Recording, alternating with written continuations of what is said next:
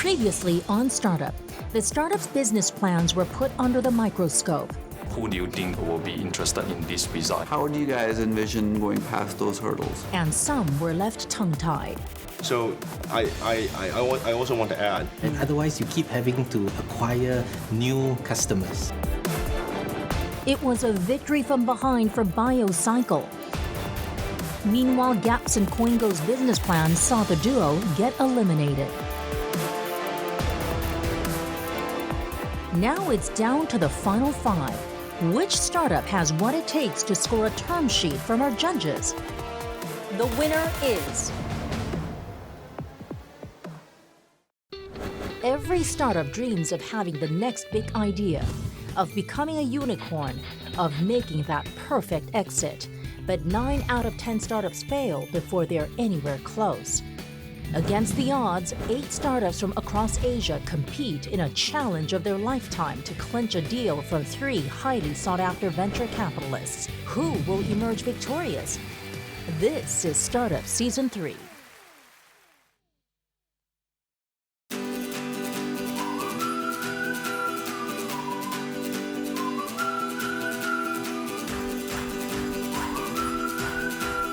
I guess I would say it's pleasantly unexpected. Yeah, unexpected, because the first 3 challenges is not good for us.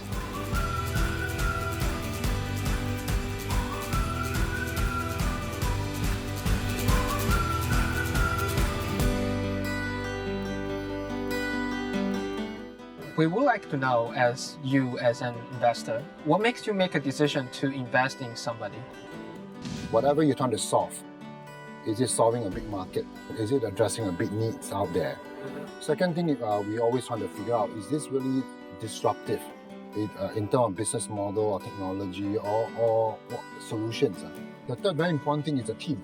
Whether or not these guys have the determination, capabilities, motivation to do this. So for a B2B startup, what sort of marketing strategy do you recommend? You need to understand what is the current market offering today, and think about how best can they disrupt what they're doing.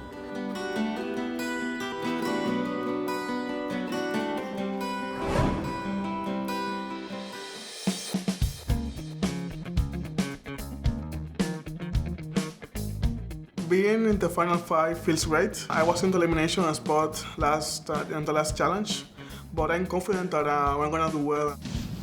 Surviving. Feels good. Right, it's been an interesting and exciting journey.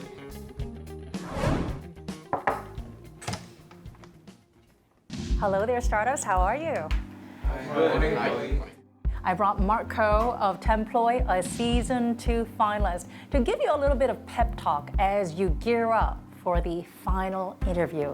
That is really going to be your last chance at winning that term sheet. So Mark, as a Season 2 finalist, you've been through similar experiences. What's the best piece of advice you can give them now? Number 1 basically is to watch your valuation.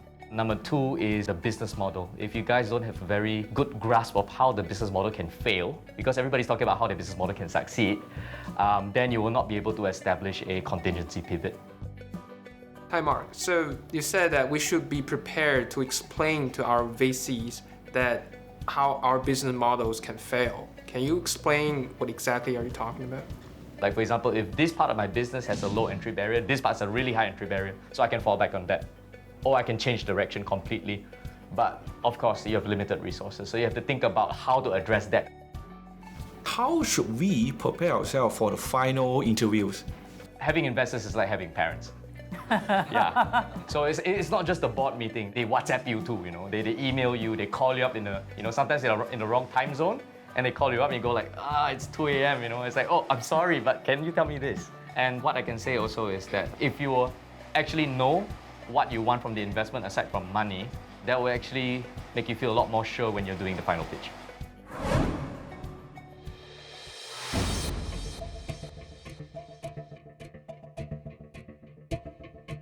Startups, very nice to see you. You have a very, very big test ahead. This is your final challenge. It is time to put all that you have acquired and learned to the test. Remember, this is your last chance to win seed funding of up to $500,000. Previous 5 weeks has been a great experience for the both of us. The fellowship within the community, even meeting contestants from the previous seasons, them sharing their journey, their challenges, has been very, very enriching for us. The first challenge itself was a good learning experience, I would say. Something which we did not expect, and that was literally an elevator and pitching to a stranger. That was just a warm-up. Make the pitch of your lifetime. Break a leg, and wish you the very best of luck. We are happy to be in the final episodes, and actually we are the team who is very safe. I mean, we never won one, and we also never in the bottom two. So we're in the middle, the safe players of startups. We don't know what the judges are thinking, but I hope that we do get a term sheet, and hopefully it would be a favorable one for us. Coming up, it's a make or break deal as the startups get their one last shot to impress the judges.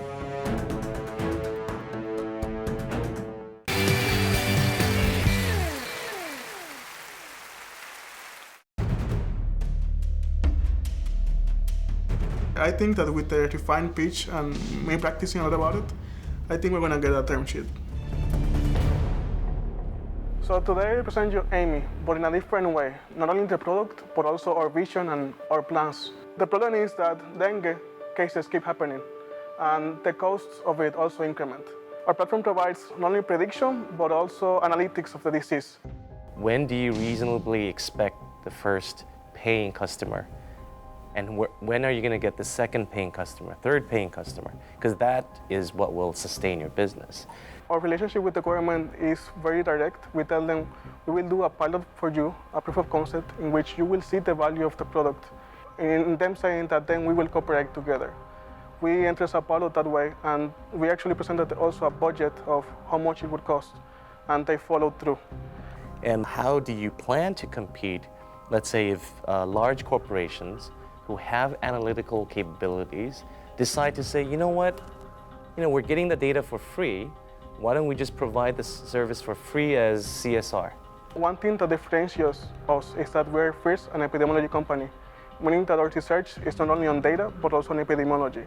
Like for example, Google tried to predict the flu, but they didn't take into consideration any kind of epidemiology or public health concern. So their success rate, their model accuracy wasn't as good.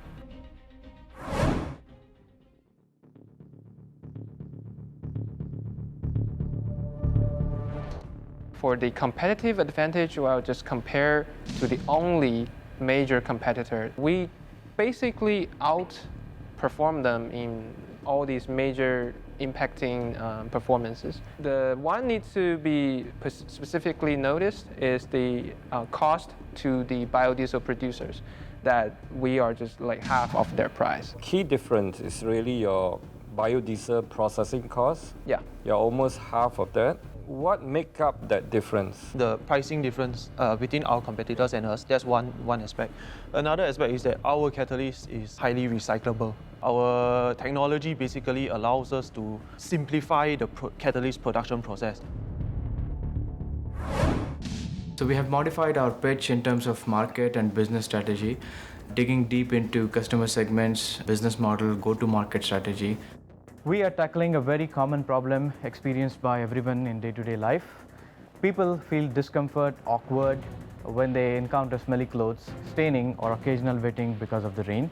Over 1 billion people in the tropical region are affected, and our solution is to modify cotton textiles, cotton clothing, to make it odor resistant, stain resistant, water repellent and fast drying. So we are offering more than 50 washes so that the functionality or the new features added on a textile lasts longer. We are up to 30% cheaper as we use less materials. We don't want to be a common supplier. We want to kind of follow Intel inside model where Intel is not selling computers but selling the technology, yet everyone knows it. If you look at the longer wash durability, competitor can do that as well. It wasn't a significant differentiation. Currently, the wash durability offered by the competitors is limited only up to 10 or even 15 or even less. So that is the problem in the market, that you buy something with the feature, but it washes off very quickly.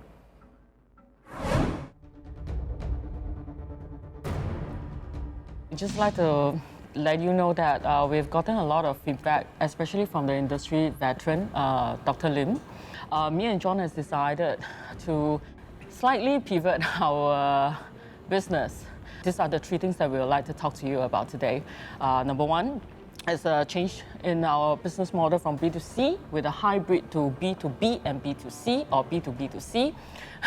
And two, we'll be talking a little bit about our product enhancement and service offerings, and features. I'm not very nervous about the changes we make because I feel that this is what the customer or the market they need. Your market size, exactly what are we talking about? You're saying 40,000 on this side, 5,000 that side? If we change our business model to work with the hospitals, we are looking at 150,000 hospital discharge a year. No, that's actually lesser, 1.5 million actually. This will actually expand our market size because we don't have to just do the elderly. We can do any post-hospitalization cases. So it can be accident, it can be an injury. So our platform will fit into their continuing care program. So what they need is really just a platform and the technology.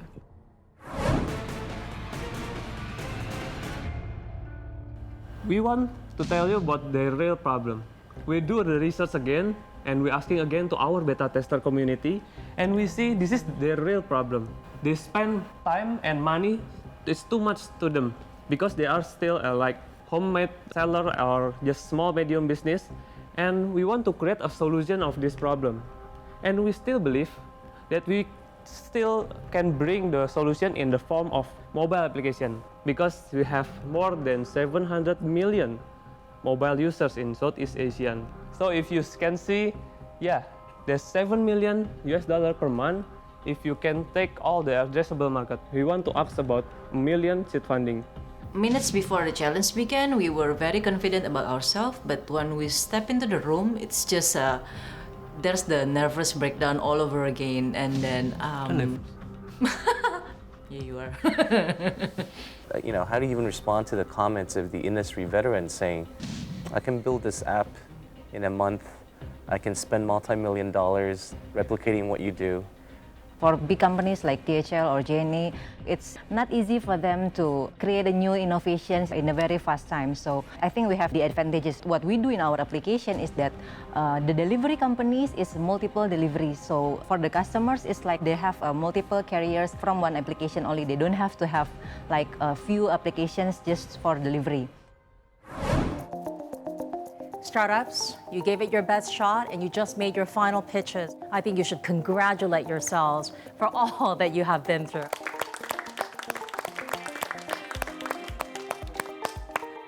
The judges will take a 3-day deliberation period, and then we will meet again. Wish you all the very best. For Amy, I do believe that they may have something. Whether that something is a startup that can go on and grow and be a company, I'm a little bit less sure about. Next one is BioCycle. I like them. I think they have clearly some niche, and I like the technology. There's some concern in terms of the completeness of the team. So what do you think of EB Care? I mean, they pivoted to some extent quite quickly. You know, I've always been skeptical about industry veterans telling a startup founder what to do. The usual way is for startup founders to educate and disrupt the traditional guys. This is something that I've not seen in the region anyone tackling. What about sailors? I think advanced manufacturing is one of a core focus. Where they are going clearly, I think, suit what we try to do as a nation. I still remember when we first met them, they were telling us about how their technology could be applied in a million different directions. So I'm glad to see that they were able to zoom in into a particular segment. Pick. Jeff, you're very familiar with Indonesia. Yeah, so I was a little bit disappointed with their pitch. It wasn't concise enough. It was a little bit all over the place. But having asked them a few questions, I kind of understand where they're going, but they're a little bit early in terms of the proof points and where the actual market is. But they are niche, probably the only player that's doing it right now. But asking for $1 million right off the bat, that's a little bit of a throw off to me. Yeah. Right.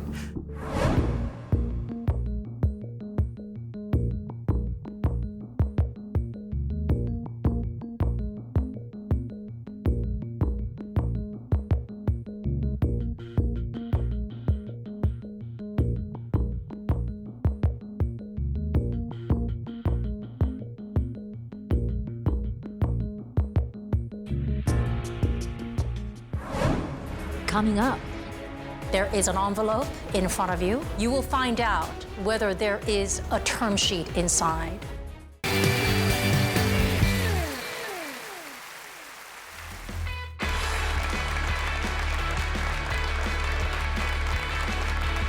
Welcome to the grand finale of Startup Season 3. Mahesh, great to meet you. You're standing in for Desi and Rainer of Amy. Desi and Rainer are actually in Brazil right now. We've secured a contract to curb dengue in Brazil for the upcoming Rio Olympics. I'd like to congratulate you all for making it this far. You've made a tremendous amount of effort. And pretty soon, you are going to be facing the moment of truth. Being on startup has helped us to grow a lot. We managed to meet the judges who are from VCs themselves, and they were able to share with us tips on how they choose to invest in startups. After 6 weeks on startup, we are definitely busier now. More people are aware of us, and we get a lot more inquiries. I think we have learned to communicate better, to look at our message more carefully. That's the main lesson that I've taken away from this season. Being in the program for the past 6 weeks has taught us a lot about how to do different type of pitches, like the one in the elevator, the one through the videos and stuff. And I think it really gives us a lot of confidence to do the pitching in real life. And a quick hello to our judges, Jeffrey Payne of Golden Gate Ventures, Kwan Su of KK Fund, and Leslie Lowe of Red Dot Ventures. And a big shout out to our other 3 finalists, Pen Deals, all the way from Phnom Penh, Cambodia. Very nice to see you. What startup gave us, we could never have expected. It gave us an audience now that we can target and the confidence to target the world. Coingo, looking a little bit lonely without Michael. Hi, look, nice to see you. Since we have been in startup, we have learned a lot. So we have learned how to focus on our core competencies, better strategize, and talk to investors. And Nsinga with an extra member from your team. Startup has really helped us a lot in terms of how we want to organize our investment pitch for the investors, and that's the good thing we have taken out of here. Let's unveil the winner of the digital challenge. Remember, there is $100,000 of online and TV advertising up for grabs. The top 5 were in the digital challenge, and ditto for the 3 other finalists. It was a spirited battle in cyberspace between Nsinga and Pen Deals. After careful analysis on multilateral platforms, the winner is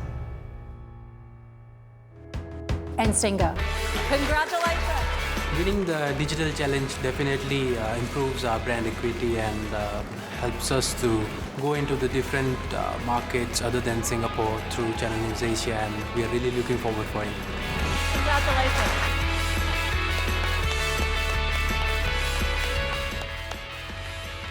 Now, before we reveal the results, let's get some thoughts from our judges. Well, first of all, congratulations for your achievement so far. I think for the last few weeks, I've seen a lot of changes. You have finally understood the concept of focus and understanding your customers really, really well. So I'm very proud of you. Similarly, I was very proud to see how many of you, in fact, all of you, have grown. Keep on charging. The journey is still very long ahead. Congratulations again. This by far, I think, is the best season in terms of the quality of the candidate. Although I say that every season, but really it gets better. That's why I say that every season. I think this is the most competitive season. I think all of you have that capability, that passion to be a successful entrepreneur, really the winner boils down to, are you addressing a scalable and big enough market? Thank you very much, judges. You will see that there is an envelope in front of you. Please pick it up. You will find out whether there is a term sheet inside. Are you ready? Okay, we think PickPack is going to win. I think Salus Nanotechnology and EBK have a huge chance of winning. I believe EBK has a good chance to win. I want to get the term sheet very much. So we really hope that we'll be able to get a term sheet today. We very much want to get the term sheet. We really want to win the term sheet now because in the past few challenges, we never even win one challenge. So I think we should win the final one. This is it. You've been gunning for this for the past several weeks. Startups, wish you the very best of luck. Please open the envelopes.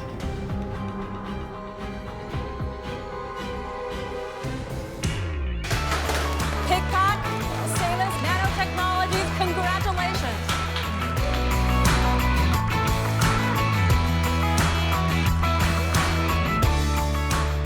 Yay! Finally, we won something, you know. Whoa! It feels really great for us to win. Finally, we win something for the challenge. So it's like save the best for last. We never win any challenge, but we win the whole competition. So it's been very exciting for us. Winning Startup Season 3, we are very happy, satisfied. The hard work, it has paid off. And very excited at the first time I hold this paper and then it's black and I look, it's changed to red. Oh no, it's two colors. And I can't believe that we really win. I mean, it's like, is it for real? Is it for real? Oh my God, this is real.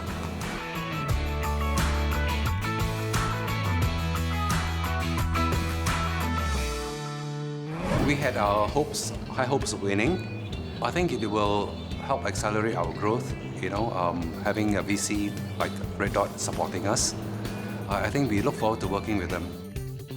It means a lot to us, to our business, that we will be working with Red Dot Ventures, and the journey starts now.